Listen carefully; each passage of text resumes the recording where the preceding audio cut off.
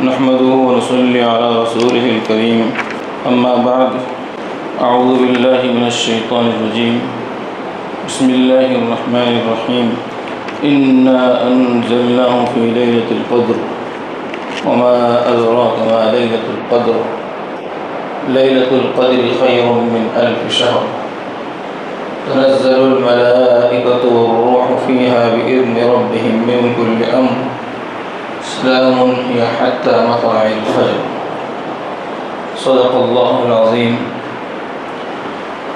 وقال رسول الله صلى الله عليه وسلم من صام رمضان إيمانا واحتسابا غفر له ما تقدم من ذنبه ومن قام رمضان إيمانا واحتسابا غفر له ما تقدم من ذنبه ومن قام ليلة القدر إيمانا واحتسابا غفر له ما تقدم من ذنبه أو كما قال عليه الصلاة والسلام وصدق رسول الله صلی اللہ علیہ وسلم۔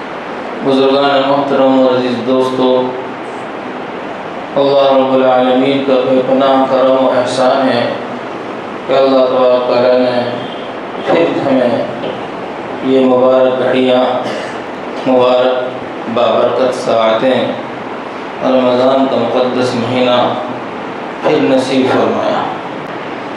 انسان کی زندگی میں جتنی بھی خیر و برکات کے مواقع آتے ہیں ان میں سب سے زیادہ غالب یہ رمضان کا مہینہ۔ کچھ مبارک ساعتیں ہوتی ہیں، مبارک گھڑیاں ہوتی ہیں، لیکن اللہ تعالیٰ نے پورا مہینہ ہمیں رمضان مبارک کا عطا فرمایا۔ اور رمضان میں ایک ایک چیز بڑی قیمتی اور بہت بڑی نعمت ہے۔ سحر سے لے کے افطار تک ہر چیز قابل قدر ہے۔ خود سحری قابل قدر ہے، آم کا آم اور روٹیوں کے دام، آدمی کھائے بھی پیے بھی اور اوپر سے ثواب بھی۔ سحری کرنے میں اپنا بھی فائدہ جسمانی اور روحانی فائدہ یہ کہ سحری کرنے میں بھی ثواب۔ افطار میں اپنا فائدہ اور ثواب۔ اللہ تعالیٰ افطار کے وقت روزہ دار کی دعا قبول کرتا ہے۔ افطار کے وقت اللہ تعالیٰ دوزخ سے دوزخیوں کو آزاد فرماتا ہے۔ نعمت اور نعمت کے ساتھ ساتھ اپنا ذات کا فائدہ بھی، سحری بھی نعمت، افطاری بھی نعمت۔ ایک مرتبہ ریڈیو پر لکھنؤ سے حضرت مولانا سید ابو الحسن علی ندوی رحمۃ اللہ علیہ کی تقریر پڑھ کر سنائی گئی۔ بڑی دلچسپی سے لوگوں نے سنا، اور ایک بہت بڑا افسر وہ تقریر سن رہا تھا۔ اس کے بعد ان کی ملاقات حضرت مولانا سید ابو الحسن علی ندوی رحمۃ اللہ علیہ سے ہوئی۔ وہ کہنے لگے حضرت میں بھی آپ کی تقریر سن کر آ رہا ہوں، آپ نے بہت ساری باتیں بتائیں، رمضان کے متعلق بڑی قیمتی باتیں بتائیں، لیکن میرے دل سے پوچھو تو ایک چیز تو آپ نے بتائی نہیں، میں افطار کرنے کا جو مزہ ہے وہ زندگی میں کسی کھانے کا مزہ ہی نہیں۔ افطار کرنے کا ایسا مزہ ہے، اور صاف طور پر اس نے بے تکلف اپنی بات سامنے رکھ دی کہ حضرت میں تو افطار کے مزے کے لیے ہی روزہ رکھتا ہوں۔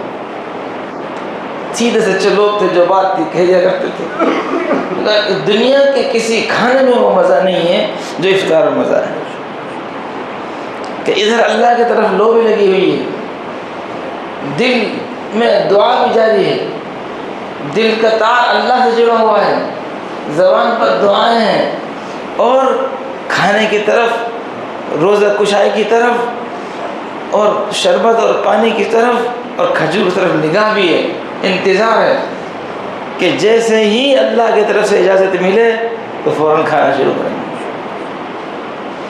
بڑے بڑے کھانے ہوتے ہیں نا، تو لوگوں میں یہ رسم اور رواج ہوتا ہے کہ پہلے کھانا تقسیم ہوگا، پھر ایک آدمی کہے گا چلو بھائی بسم اللہ کرو، پھر بسم اللہ ہوتی ہے، اس میں تو لوگ پھر بھی پہلے کھانا شروع کر دیتے ہیں، اور کوئی ناجائز نہیں ہے، کھا سکتا ہے آدمی، لیکن یہاں اگر کوئی کہہ بھی دے وقت سے پہلے کہ شروع کرو تو کوئی شروع کرنے والا نہیں۔ فرمایا کہ حضرت مجھے تو افطار کرنے میں ایسا مزہ آتا ہے کہ میں تو مستقل اس کو بھی رمضان کی ایک فضیلت اور رمضان کی ایک انوکھی چیز سمجھتا ہوں کہ افطار کا جو مزہ ہے وہ زندگی میں کسی کھانے کا کسی ناشتے کا مزہ نہیں۔ بہرحال یہ قیمتی ساعتیں ہیں۔ آدھا رمضان گزر گیا اور آدھا رمضان باقی ہے۔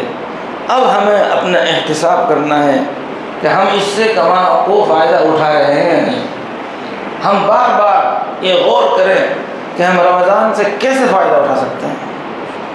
رمضان میں کون سی چیز ایسی ہے جس کو ہم اختیار کریں، کون سی نیکی ایسی جس کی طرف ہم لٹکیں، کون سی نیکی ایسی جو ہم سے چھوٹ رہی ہے، اور ساتھ ساتھ سبق بھی یاد رہے کہ روزہ اللہ نے ہمیں دیا کیوں ہے، یہ مہینہ ہمیں دیا کیوں ہے۔ دیکھو ایک ہے عادت اور ایک ہے عبادت۔ اب یہ بڑی باریک بات ہے، کئی مرتبہ آدمی روٹین کی وجہ سے کوئی کام کرتا ہے، روٹین ہے روزہ ایک کام کرنا ہوتا ہے اس کو کر رہا ہو، ایسی ہی کبھی کبھی عادت ہو جاتی ہے کسی عبادت کرنے کی، جیسے خودکار مشین نہیں ہوتی آٹومیٹک، کیا چابی بھر دی بٹن دبا دیا مشین چالو کر دی مشین چالو ہو گئی۔ تو ہمارے بھی کئی دفعہ نماز ایسی ہوتی ہے، نیت باندھ لی سلام پھیر لیا۔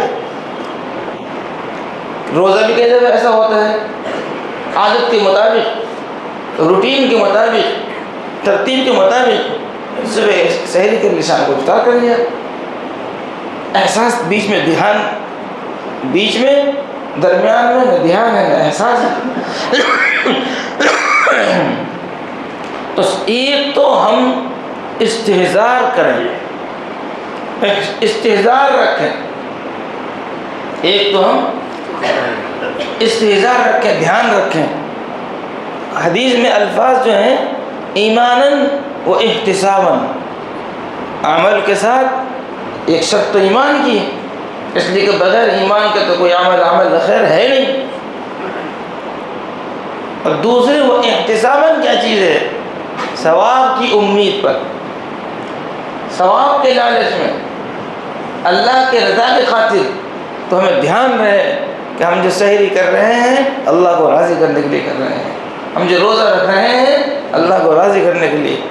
دھیان رکھے دن میں کہ میں روزہ اس لیے رکھ رہا ہوں کہ تاکہ میرا اللہ مجھ سے راضی ہو جائے، تاکہ میرا اللہ مجھ سے خوش ہو جائے۔ جب ہم بار بار یہ دھیان رکھیں گے، بار بار ہمیں یہ گمان ہوگا کہ میں بھوکا کیوں ہوں اللہ کے لیے، پیاسا کیوں ہوں اللہ کے لیے، جن چیزوں سے روزہ ٹوٹ جاتا ہے اس سے میں کس لیے بچ رہا ہوں اللہ کے لیے، جن چیزوں سے روزے میں خرابی آ جاتی ہے، روزہ ٹوٹ جاتا ہے، ان سے میں کیوں رکا ہوا ہوں اللہ کے لیے، اللہ کی رضا کے لیے۔ جب یہ استحضار ہوگا تو پھر روزہ بھی روزہ ہوگا۔ نیت باندھنے کے بعد اگر ہمیں یہ خیال رہے کہ میں ہاتھ باندھ کر اللہ کے سامنے اس کو خوش کرنے کے لیے کھڑا ہوں، میں زبان پر جو کچھ تلاوت جاری ہے اللہ کو خوش کرنے کے لیے کر رہا ہوں، میں رکوع کر رہا ہوں اللہ کے سامنے جھک رہا ہوں، اس کی بڑائی کو تسلیم کر رہا ہوں، خود جھک رہا ہوں، اپنے عمل سے بتا رہا ہوں کہ میں تو جھکنے والا ہوں، میں تو کم تر ہوں، اور زبان پر کہہ رہا ہوں اللہ اکبر، سب سے بڑا تو اللہ ہے۔ میں سجدے میں جا رہا ہوں، سجدے میں جاتے وقت میں اس بات کا خیال رکھوں کہ میں تو اپنی ناک کو رگڑ رہا ہوں، میں تو اپنی پیشانی کو زمین پر رگڑ رہا ہوں، میں تو انتہائی کمتر ہوں، جھکنے والا ہوں، سجدہ کرنے والا ہوں، اللہ کے سامنے ذلیل ہو رہا ہوں، اللہ کے سامنے اپنی ناک رگڑ رہا ہوں، اور زبان سے یہ اعلان کہ سب سے بڑی ذات اللہ کی ہے، سب سے بڑا کون ہے؟ اللہ ہے۔ اس کے سامنے ذلیل ہونے میں عزت ہے، اس کے سامنے جھکنے میں عزت ہے، اس کے سامنے ناک رگڑنے میں عزت ہے۔ اس کو کہتے ہیں استحضار۔ دھیان رہے کہ اللہ کی بڑائی کو میں تسلیم کر رہا ہوں، میں روزہ اس لیے رکھ رہا ہوں، میں نماز اس لیے پڑھ رہا ہوں، میں زکوٰۃ اس لیے دے رہا ہوں، میں تسبیح اس لیے پڑھ رہا ہوں، میں تلاوت اس لیے کر رہا ہوں، میں ہر نیکی کو اسی لیے کر رہا ہوں تاکہ میرا اللہ مجھ سے راضی ہو جائے۔ اور پھر ہاتھ پھیلا کر اللہ سے دعا بھی کرے کہ اللہ میں اسی لیے روزہ رکھ رہا ہوں تاکہ تم مجھ سے راضی ہو جائے۔ اللہ بھی تو کہتا ہے نا جی الصوم لی، روزہ میرے لیے ہے، وَأَنَا أَجْزِي بِهِ، اور بدلہ بھی اس کا میں ہی دوں گا۔ اب یہ خصوصیت کے ساتھ پیار بھری بات ہے، کسی باپ کے کئی بیٹے ہوں اور وہ کسی ایک کو گلے لگا کے بولے یہ تو میرا بیٹا ہے، یہ تو خوش ہو کر اظہار خوشی ہے، بیٹے دوسرے بھی ہیں اس کے۔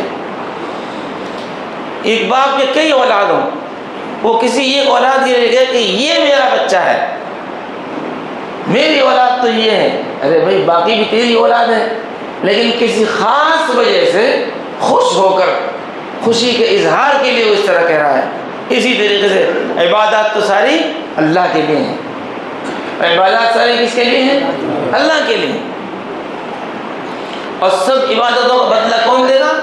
اللہ ہی دے گا۔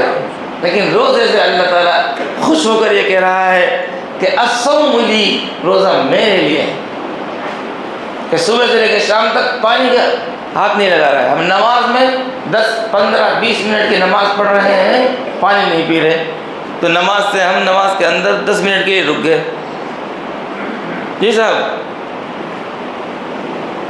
اب سلام پھیرنے کے بعد پینا منع نہیں ہے، اسی لیے تراویح میں سلام پھیرنے کے بعد 2 رکعت میں پانی پیتے ہیں، کیوں منع نہیں ہے بھائی؟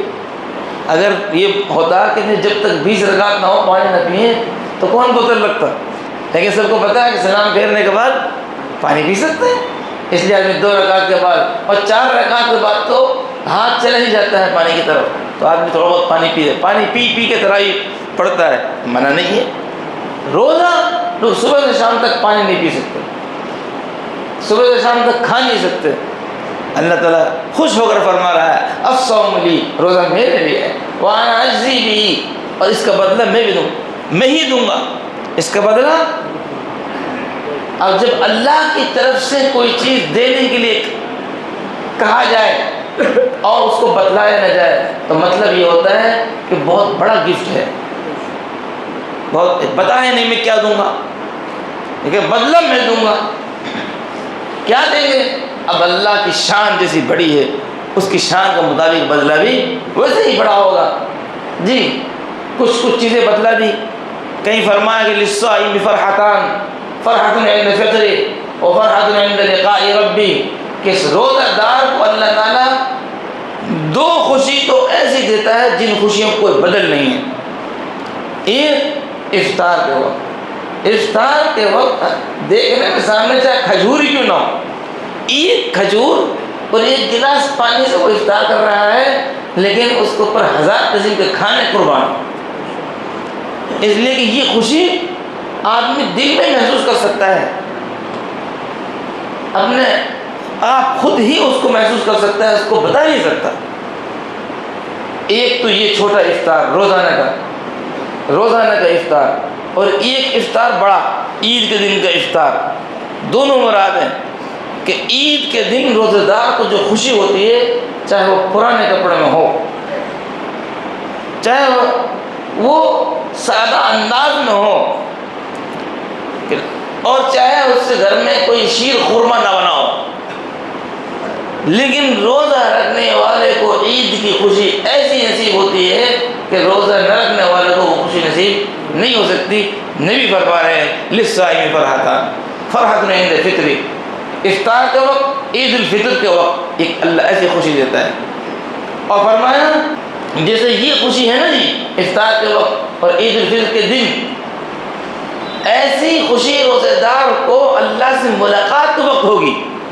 وفرحۃ عند لقاء ربی، جس وقت یہ روزہ دار اللہ سے ملاقات کرے گا تو خوش ہوگا، جس طرح افطار کا وقت یہ خوش ہوتا ہے، عید الفطر میں یہ خوش ہوتا ہے، ایسے ہی خوشی اس کو اللہ سے ملاقات کے وقت ہوگی۔ اللہ تعالیٰ نے یہ فضیلت کائے کے ساتھ رکھی ہے، روزے کے ساتھ رکھی ہے، اور اللہ تعالیٰ نے روزہ دار کے لیے جنت میں اسپیشل دروازہ بنایا ہے، یقال لہ باب الریان، جس کا نام ریان ہے۔ روزہ جنت کے تو 8 دروازے ہیں، 8 دروازوں سے داخلہ نصیب ہوگا، اللہ نصیب فرمائے۔ لیکن روزہ داروں کے لیے اسپیشل، بھائی ضرور تھوڑی ہے 100 کے 100% مسلمانوں نے روزہ رکھے ہوں۔ اب مغفرت ہونے والوں میں کچھ لوگ ایسے بھی ہوں گے جن کے نامہ اعمال میں روزے نہیں ہیں، لیکن کسی نیکی کی وجہ سے یا اللہ کی رحمت کی وجہ سے، اللہ کے فضل کی وجہ سے، اصل تو اللہ کے فضل سے ہی مغفرت ہوگی۔ ہمارے کہاں ایسے روزے ہیں اور ہماری کہاں ایسی نمازیں ہیں اور ہماری زندگی ایسی کہاں ہے؟ بس اسی کریم ذات اور اسی رب پر بھروسہ ہے، وہ اپنے فضل سے معاف کر دے گا۔ تو ایسے بھی لوگ ہوں گے جنہوں نے روزہ نہیں رکھے ہوں گے، لیکن کسی وجہ سے مغفرت ہو گئی، جنت میں جا رہے ہیں، لیکن منع کر دیا جائے گا آپ ادھر سے نہیں جائیں گے، special VIP gate, special VIP gate باب الریان بنایا جائے گا، ریان گیٹ، جس سے کون داخل ہوں گے؟ داخل ہوں گے، اس سے داخلہ کا ایک خاص ہی مزہ ہوگا۔ تو اللہ فرما رہا ہے کہ تمہارے لیے اسپیشل ہم نے جنت میں جانے کے لیے بھی اسپیشل دروازہ بنوایا ہے، اللہ ہمیں نصیب فرمائے۔ اس لیے یہ جو موسم ہے، خیر کا موسم، نیکیوں کا موسم، فضیلت حاصل کرنے کا موسم، یہ ہم کیسے گزار رہے ہیں اس پر نظر کرنے کی ضرورت ہے۔ ہمیں استحضار ہے کہ نہیں؟ پھر ساتھ ساتھ وہ بات جو اللہ تعالیٰ نے روزہ فرض کرتے وقت فرمائی کہ میں نے تم پر جو روزہ فرض کیا ہے، اس کا مقصد یہ ہے لعلکم تتقون، تاکہ تمہارے اندر تقوی پیدا ہو جائے، تمہارے اندر، تھوڑا زور سے بولو، تاکہ تمہارے اندر تقوی پیدا ہو جائے۔ اب جناب جو ہے ہماری زندگی اللہ معاف فرمائے، کہیں بھی منہ مار دیا، کہیں بھی ہاتھ مار دیا، کہیں بھی زبان چلا دی، لیکن روزے میں ہم کو روکا گیا، دیکھ کھا مت لینا، کھانا اگر بھول سے، دھوکے سے، بے دھیانی میں کھانا کی طرف ہاتھ بڑھا یا فوراً ہاتھ ہو، تو ہمیں پوری زندگی حرام سے ایسے ہی روزہ رکھنا ہے۔ یہ مشق کرائی جا رہی ہے، روزہ میں تو حلال بھی نہیں کھا رہا ہے، پوری زندگی حرام نہیں کھائے گا، ایسے ہی بچے گا۔ جس طریقے سے روزہ میں کھانے سے روزہ ٹوٹ جائے گا، ایسے ہی روزوں کے بعد بھی حرام کھانے سے اللہ سے تعلق ٹوٹ جائے گا، تمہارا تقویٰ طہارت ٹوٹ جائے گی۔ پانی پینے کی طرف ہاتھ بڑھ بھی جائے، فوراً ہاتھ رکے گا، کیوں؟ روزہ ہے۔ اس لیے مشق کرائی جا رہی ہے کہ بعد میں حرام پینے سے ایسے ہی رک جائیں۔ ابھی حلال سے روکا جا رہا ہے، حلال میں نہیں پی سکتے، تاکہ بعد میں حرام بھی نہ پئیں۔ مشق کرائی جا رہی ہے۔ تقویٰ نام ہی بچنے کا ہے۔ تقویٰ کس چیز کا نام ہے؟ بچنے کا نام ہے۔ ہمارے سامنے منظر آئیں گے ہم کو بہکانے کے، پھسلانے کے، جی پھسلنے کے، وہاں ہم بچ جائیں، بچنا ہی تقویٰ ہے۔ اور یہ مشق کرائی جا رہی ہے روزے میں، پانی سے بچنا ہے، کھانے سے بچنا ہے۔ فرمایا اور روزہ تو وہ ہے نا جس میں زبان کا بھی روزہ ہو۔ امام غزالی رحمۃ اللہ علیہ نے روزے کی 3 قسمیں لکھی ہیں۔ ایک تو عام روزہ ہے کہ کھانے سے، پینے سے، ازدواج تعلق سے آدمی رک جائے، سب کا روزہ یہی ہے۔ فرمایا ایک خاص روزہ ہے کہ اس کے ساتھ ساتھ آدمی کے اعضاء جوارح کا بھی روزہ ہو۔ آنکھ کا بھی روزہ ہے، غلط جگہ نہ پڑے۔ زبان کا بھی روزہ ہے کہ زبان سے جھوٹ اور غیبت نہ کرے۔ کان کا بھی روزہ ہے کہ گانے نہ سنے۔ پورے جسم کا روزہ۔ پھر فرمایا ایک اخص الخواص کا روزہ ہے، وہ یہ کہ دل کے اندر اللہ کے علاوہ کسی کا خیال ہی نہیں آئے، دل میں غیر اللہ کو گھسنے ہی نہ دے، ہر وقت اللہ ہی کا دھیان ہو۔ اللہ تعالیٰ ہمیں نصیب فرمائے۔ تو روزہ ہم ایسا رکھیں گے تو پھر وہ مقصد حاصل ہوگا، کون سا؟ تقویٰ والا۔ اور میرے بھائیو، دوستو، بزرگوں، ایک بات دھیان رکھنا، اگر سارے مذہب اسلام کا، سارے قرآن کا، ساری احادیث کا اگر کسی لفظ میں آپ نچوڑ نکالنا چاہو کہ خلاصہ اور نچوڑ کے لیے 2 لفظ آپ بول دو، تو وہ لفظ کیا ہے؟ تقویٰ ہے۔ تقویٰ کے اندر سارا دین موجود ہے۔ اس لیے آپ نے دیکھا ہوگا جب 19 سپارہ پڑھتے ہیں تو 19 سپارے میں بہت سارے انبیاء کا ذکر ہے کہ ہر نبی نے اللہ کی طرف دعوت دی ہے، اور کیا کہا ہے؟ فاتقوا اللہ واطیعون، حضرت نوح علیہ السلام کا ذکر آ رہا ہے کہ حضرت نوح علیہ السلام کیا پیغام لے کر آئے؟ فاتقوا اللہ واطیعون۔ حضرت حود علیہ السلام کا ذکر آ رہا ہے کہ کیا پیغام لے کر آئے؟ فاتقوا اللہ واطیعون۔ حضرت صالح علیہ السلام کا ذکر آ رہا ہے کہ کیا پیغام لے کر آئے؟ فاتقوا اللہ واطیعون۔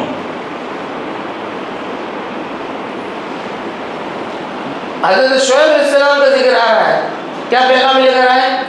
بولیے، تھوڑا زور سے بولیے، فاتقوا اللہ واطیعون۔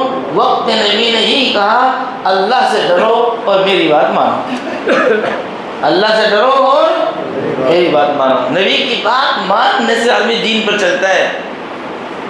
صرف نبی کا نام لینے سے کام نہیں چلے گا کہ نبی کا نام لے لے بات ختم، نہیں۔ نبی نے یہ نہیں کہا کہ میرے نام کے نعرے لگاؤ، میرے نام کے جلسے کرو، میرے نام کے جلوس نکالو، میرے نام کے جھنڈے لگاؤ، نہیں۔ نبی کی دعوت یہ ہے کہ میری اطاعت کرو، میری بات مانو۔ اللہ خود فرما رہا ہے وما ارسلنا من رسول الا لیطاع باذن اللہ، ہم نے نبیوں کو رسولوں کو بھیجا اس لیے تاکہ اللہ کے حکم سے تم ان کی بات مانو۔ تو ہر نبی کیا کہہ رہا ہے؟ فاتقوا اللہ واطیعون، اللہ سے ڈرو، تقوی اختیار کرو اور میری بات مانو۔ تو ہمیں یہ دھیان رکھنا ہے کہ اللہ تعالیٰ نے یہ مہینہ ہمیں تقوی کے لیے دیا ہے۔ تقوی ہمارے قریب آیا ہے کہ نہیں آیا؟ ہم تقوی کے قریب گئے نہیں گئے؟ ہمارے زندگی میں تقوی کے آثار آئے نہیں آئے؟ کیا ہم تقوی کو کچھ سمجھنے لگے نہیں سمجھنے لگے؟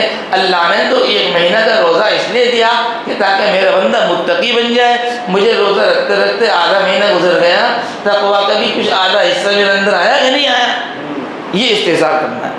اور پھر میرے بھائی اور دوستوں بزرگوں، یہ اخیر عشرہ شروع ہونے والا ہے۔ جتنا رمضان آگے بڑھتا رہتا ہے اتنا قیمتی ہوتا رہتا ہے۔ جی، ایک تو مشہور ہے کہ 3 حصے، اولہ رحمہ واوسطہ مغفرہ وآخرہ عتق من النار۔ آخری عشرہ تو پورے رمضان سے افضل ہے، اور وہ رات جس کی وجہ سے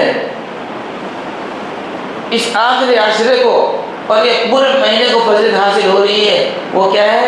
شب قدر، جس کے بارے میں زیادہ گمان یہی ہے کہ وہ آخری عشرے میں ہے اور آخری عشرے کی طاق راتوں میں۔ بعض روایت سے پتہ چلتا ہے آخری 7 طاق راتوں میں، تو وہ آخری عشرے میں ہے۔ اور آخری عشرے میں سرکار دو عالم جناب حضرت محمد رسول اللہ صلی اللہ علیہ وسلم کی یہ اہتمام، آپ جب حدیث کا سیرت کا مطالعہ کریں گے تو یہ اہتمام صرف رمضان کا آخری عشرے میں ملے گا کہ حضور پاک صلی اللہ علیہ وسلم رات کو گھر والوں کو جگنے کا حکم فرماتے، خود رات میں بستر پر تشریف نہیں لاتے، آخری عشرہ مکمل عبادت میں گزارتے۔ تو ہمیں بھی اپنا آخری عشرہ ایسا بنانا ہے تاکہ شب قدر حاصل ہو جائے۔ کون سی شب قدر؟ جس میں اللہ تعالیٰ نے لوح محفوظ سے آسمان دنیا پر قرآن کریم نازل فرمایا۔ قرآن کریم اتنی بابرکت کتاب ہے، قرآن کریم اتنی عظیم کتاب ہے کہ جس جگہ پہ نازل ہوا وہ جگہ ساری دنیا میں سب سے افضل ہے۔ جس نبی پر نازل ہوا وہ نبی تمام نبیوں سب سے افضل ہے، اور جس مہینے میں نازل ہوا وہ مہینہ تمام مہینوں میں سب سے افضل ہے، اور وہ رات جس رات میں نازل ہوا وہ رات تمام راتوں میں سب سے افضل ہے۔ انا انزلناہ فی لیلۃ القدر، ہم نے اس قرآن کریم کو لیلۃ القدر شب قدر میں نازل کیا ہے۔ وما ادراک ما لیلۃ القدر، جانتے ہو معلوم ہے کہ شب قدر لیلۃ القدر ہے کیا؟ فرمایا لیلۃ القدر خیر من الف شہر، اس کی فضائل، اس کی فضیلتیں، اس کے فضائل تو بہت ہیں، لیکن دھیان رکھو وہ اتنی بڑی چیز ہے کہ اکیلی ایک شب قدر خیر من الف شہر، 1000 مہینوں سے افضل ہے۔ 1000 مہینے تک تسبیح پڑھتے رہو، 1000 مہینے تک نماز پڑھتے رہو، 1000 مہینے تک تلاوت کرتے رہو، اور اس ایک رات میں کرو تو 1000 مہینے کی عبادت سے یہ ایک رات بڑھ گئی۔ 83 برس کوئی معمولی بات نہیں ہے۔ آدمی 2 گھنٹہ تک تراویح پڑھتا ہے نا، تو اسی میں آدمی سوچنے لگ جاتا ہے کہ تراویح پڑھنے میں 2 گھنٹہ لگ گئے۔ 80 برس تک کوئی عبادت کرے کنٹینیو کریں. کتنی بڑی بات ہے، لیکن اس سے بڑی بات شب قدر کی عبادت ہے. تنزل الملائکۃ والروح فیہا بإذن ربہم من کل امر. ہر قسم کی خیر اور بھلائی لے کر اللہ کی طرف سے فرشتے اترتے ہیں. حضرت جبرائیل علیہ السلام نازل ہوتے ہیں، دیکھنے آتے ہیں میرے نبی سرکار عالم جناب حضرت محمد رسول اللہ صلی اللہ علیہ وسلم کی امت اس شب قدر میں کیا کر رہی ہے، کیسے عبادت کر رہی ہے. اور کچھ خوش نصیب وہ بھی ہیں جن کو یہ فضیلت حاصل ہوتی ہے کہ ان سے حضرت علیہ السلام مصافحہ کرتے ہیں، فرشتے مصافحہ کرتے ہیں. اور یہ بھی فرما دیا کوئی گھڑی دو گھڑی کی بات نہیں، منٹ دو منٹ کی بات نہیں. سلام ہی حتی مطلع الفجر. وہ ایسی رات ہے جو سراپا سلامتی ہی سلامتی ہے، سراپا خیر ہی خیر ہے. اور مغرب سے لے کے صبح صادق تک ہے. آپ نے مغرب کی نماز پڑھی شب قدر میں ہے، عشاء کی نماز پڑھی شب قدر میں ہے، تراویح پڑھی شب قدر میں ہے، تہجد پڑھی شب قدر میں ہے، سحری کری شب قدر میں، پوری رات شب قدر ہے. بہت سے لوگ یہ سمجھتے ہیں کہ جب رات کو 12 بجے کے بعد مسجد میں جائیں گے تو وہ شب قدر کی عبادت ہے. مغرب سے شروع ہو گئی، مغرب کی نماز بھی شب قدر میں ہے، عشاء کی نماز بھی شب قدر میں ہے، اوابین بھی شب قدر میں ہے، تراویح شب قدر میں ہے. کسی نے تراویح پڑھی شب قدر میں پڑھی، کسی نے چھوڑی شب قدر میں چھوڑی. 80 برس تک تراویح چھوڑ رہا ہے. کسی نے مغرب کی نماز پڑھی، عشاء کی نماز پڑھی، تلاوت کی، 80 برس تک کی، چھوڑی 80 برس تک چھوڑ رہا ہے گویا کہ. تو یہ شب قدر ایسی عظیم وہ اخیر عشر میں ہے، اور اعتکاف اخیر عشر میں ہے. اور اعتکاف تو اللہ اکبر، ایسی اللہ نے عبادت دی ہے، ایسی عبادت دی ہے کہ اس میں بہت سے نیک اعمال ایسے ہیں کہ کیے بغیر اللہ ثواب دیتا ہے. کر نہیں رہا ہو ثواب ملے گا. کیوں؟ وہ نیکیاں جو مسجد سے باہر ہوتی ہیں، جنازے کی نماز ہے، مشایعت جنازہ ہے، جنازے کے ساتھ قبرستان تک جانا ہے، کسی کی تیمارداری کرنی ہے، کسی خیر پوچھنے جانا ہے، جو مسجد سے باہر ہوتے ہیں اس کو خیال آتا ہے کرتا نہیں ہے، اللہ تعالیٰ اس خیال پر اس کو نیکی دے دیتا ہے. اور اللہ اکبر، 2 چیزیں قابل حیرت ہیں. ایک عالم کے بارے میں آتا ہے سو رہا ہے تو بھی عبادت میں گنا جاتا ہے اس کا شمار. ایک عالم اگر سو رہا ہے، عالم، تو اس کا سونا بھی کیا ہے؟ عبادت ہے. دوسرے اعتکاف والا، اعتکاف میں بندہ سو رہا ہے تو بھی عبادت. اس لیے کوشش کریں سنت اعتکاف کی کم از کم نیت تو کریں. انشاءاللہ اللہ تعالیٰ میں توفیق دے، بیٹھیں گے انشاءاللہ. نفلی اعتکاف کو جب بھی مسجد میں آئے جب ہی نیت کر لیں، نویت الاعتکاف ما دمت المسجد، یا اپنی زبان میں جب تک مسجد میں ہوں اعتکاف کی نیت کرتا ہوں. دن میں 5 دفعہ آئیں 10 دفعہ آئیں، میں جب تک میں مسجد میں ہوں اعتکاف کی نیت رکھتا ہوں. تو مزید ایک ثواب اور پلس خوب چڑھ اعتکاف کا وہ بھی گنا جائے گا. مسجد تو ہے ہی ثواب کی جگہ، یہاں آدمی آئے گا تو تلاوت کرے گا، نماز پڑھے گا، تسبیح پڑھے گا، جی اس کا ثواب ملے گا. لیکن پلس اعتکاف کی اگر نیت کر لی تو اس کا بھی ثواب ملے گا. اس لیے میرے عزیز اور میرے دوستو، یہ قیمتی اوقات ابھی باقی ہیں، ابھی زندگی کے یہ لمحات باقی ہیں. ابھی اللہ نے ہمیں موقع دیا ہوا ہے اور ہمیں یہ استحضار رہے کہ جو وقت گزر گیا ہے باقی وقت ہمیں اس سے اچھا گزارنا ہے. ابھی تک جو تلاوت میں کمی رہ گئی انشاءاللہ وہ اخیر میں وہ کمی نہیں رہے گی. ابھی تک جو عبادت میں کمی رہ گئی اب وہ نہیں رہے گی. ابھی تک جو دعاؤں میں کمی رہ گئی اب وہ نہیں رہے گی. اور رمضان میں کسی بھی نیکی کو ہلکا مت سمجھا دیں. نیکی تو کبھی بھی ہلکی نہیں سمجھنی چاہیے، لیکن رمضان میں اگر آپ کو موقع مل رہا ہے تلاوت کا، تلاوت سے آپ منہ مت موڑیے. موقع مل رہا ہے نوافل کا تو فوراً بڑھ جائیے آگے.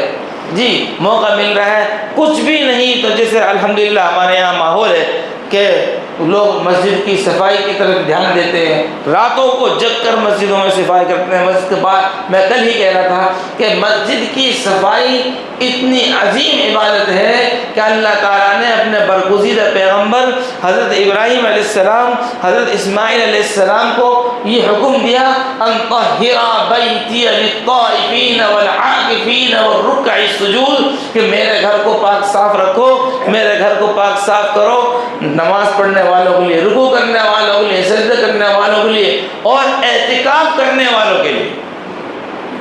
वल आकिफीन, तो हम किसी भी नेकी से पीछे ना हटें। अल्लाह तबारक ताला हमें सही माने में ये मुबारक और मुक़द्दस महीना गुजारने की तौफीक अता फरमाए। और मेरे भाइयों, मेरे दोस्तों, रमज़ान में एक अहम चीज़ दुआ भी। क्या चीज़ है? आपने सुना नहीं सहर में दुआ कबूल होती है? आपने सुना नहीं इफ्तार में दुआ कबूल होती है? आपने सुना नहीं कि रोज़ेदार की एक दुआ ज़रूर कबूल होती है? तो इसका मतलब ये अल्लाह ये चाह रहा है कि मेरा भूखा प्यासा बंदा मेरे सामने हाथ फैलाकर मुझसे गुनगुनाए, बात कर। भाई वो तो बात पहले आ गई ना जी। रोज़ेदार अल्लाह की नज़रों में महबूब हो जाता है, रोज़ेदार अल्लाह की नज़रों में महबूब हो जाता है, और महबूब से कोई बात करना नहीं चाहता। ये तो बाबुल मोहब्बत की बात है कि अल्लाह ताला रोज़ेदार से चाह रहा है कि उससे दुआ करें, और दुआ मोहब्बत की बात है। अपनी बेचारगी, अपनी आजिज़ी, अपनी मोहताजगी अल्लाह के सामने रखें। हमें ज़रूरत क्या है कि हम दुनिया के सामने जाकर रोएं? अरे हमारा अल्लाह है, अल्लाह अजीज़ है, हकीम है, सब पर गालिब है, सब कुछ करने पर कादिर है। हम उस अल्लाह के सामने हाथ फैलाएं और सबसे ज़्यादा इस बात का एहतमाम करें कि रमज़ान में हमसे कोई बुराई ना हो, रमज़ान हमसे कोई बुराई ना हो। और वो बात याद रखें कि हुज़ूर पाक सल्लल्लाहु अलैहि वसल्लम ने फरमाई कि हलाक और बर्बाद हो जाए वो आदमी, वो शख्स जिसको रमज़ान का महीना मिले और उसकी मग़फ़िरत न मिले। और हमें इस बात का ख़ास तौर पर ध्यान रखना है कि ऐसा ना हो ये बद्दुआ हमें लग जाए। अल्लाह से दुआ भी करें, या अल्लाह इस बद्दुआ से बचा ले और रमज़ान को हमारे लिए मग़फ़िरत का ज़रिया बना दे। अल्लाह ताला हम सबको सही माने में अमल की तौफ़ीक़ अता फरमाए। व आखिर दावाना अल्हम्दुलिल्लाहि रब्बिल आलमीन। अल्लाहु अकबर, अल्लाहु अकबर, अल्लाहु अकबर, अल्लाहु अकबर। अशहदु अन ला इलाहा इल्लल्लाह,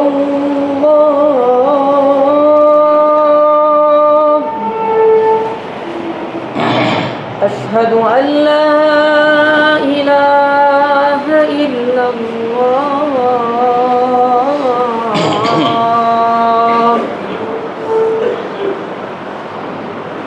अशहदु अन्ना मुहम्मदर रसूलुल्लाह,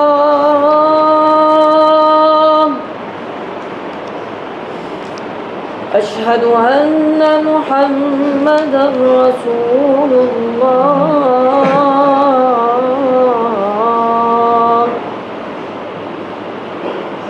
हय्य अलस सलाह,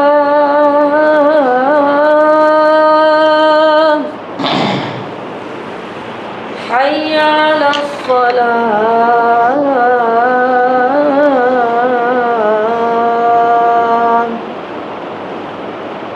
हय्य अलल फलाह,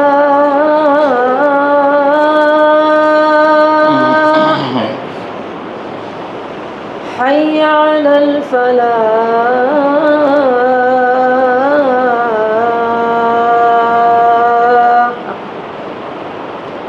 अल्लाहु अकबर, अल्लाहु अकबर, ला इलाहा इल्लल्लाह।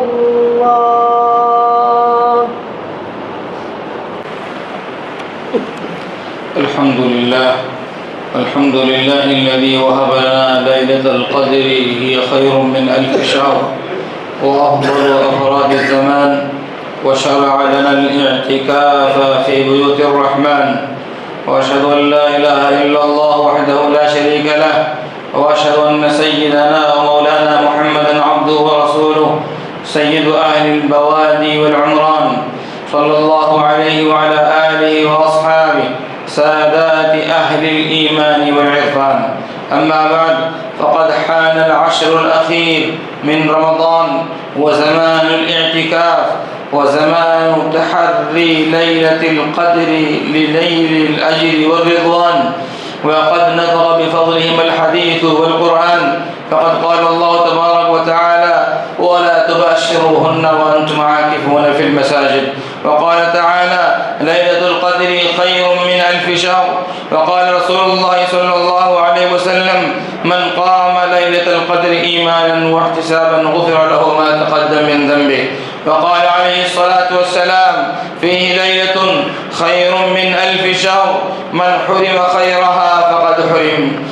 وقال عليه الصلاة والسلام: إذا كان ليلة القدر نزل جبريل عليه السلام في كوكبة من الملائكة يصلون على كل عبد قائم أو قاعد يذكر الله عز وجل. وقال عليه الصلاة والسلام في المعتكف: هو يعتكف الذنوب ويجرى له من الحسنات كعامل الحسنات كلها. وقال عليه الصلاة والسلام: تحروا ليلة القدر في العشر الأواخر من رمضان. وقال سعيد بن المسيب رحمه الله: من شهد من ليلة القدر فقد أخذ بحظ منها، وكأنه تفسير للمرفوع: من حرم خيرها فقد حرم. فالذي شهد في جماعة لم يحرم خيرها. أعوذ بالله من الشيطان الرجيم. والفجر وليال عشر والشفع والوتر والليل إذا يسر. بارك الله لنا ولكم في القرآن العظيم، ونفعنا وإياكم بالآيات والذكر الحكيم. أقول ما سمعتم وأستغفر الله لي ولكم ولسائر المسلمين فاستغفروه إنه هو الغفور الرحيم.